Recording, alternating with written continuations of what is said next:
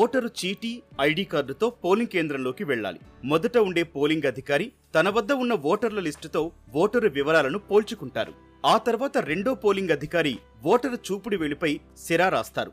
తన వద్ద ఉన్న రిజిస్టర్లో సంతకం తీసుకుంటారు. ఒకవేళ ఓటరు నిరక్షరాస్యులైతే వేలిముద్ర తీసుకుంటారు. అక్కడి నుంచి మూడో పోలింగ్ అధికారి వద్దకు వెళ్లాలి. ఆ అధికారి ఓటరు వద్ద ఉన్న చీటీని పరిశీలించి తన వద్ద ఉన్న కంట్రోల్ యూనిట్ మీట నొక్కి ఓటును విడుదల చేస్తారు.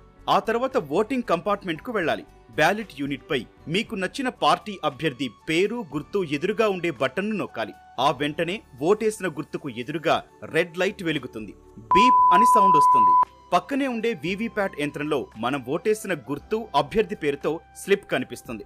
7 సెకండ్ల తర్వాత ఆ చీటీ సీల్ వేసిన డబ్బాలో పడిపోతుంది. ఆ తర్వాత బీప్ సౌండ్ వస్తుంది. అప్పుడే ఓటు నమోదు ప్రక్రియ ముగుస్తుంది. ఇందులో ఏవి జరగకపోయినా